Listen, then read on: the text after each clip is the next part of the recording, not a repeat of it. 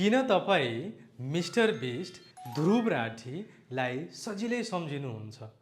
यो कुनै भाग्य होइन, यो एउटा मनोविज्ञान हो। उनीहरूले कन्सिस्टेन्सी लुप प्रयोग गर्छन्। उनीहरूले के गर्छन् भने हरेक प्लेटफर्ममा सेम फोटो, सेम बायो, हरेक कुरा सेम राख्छन्।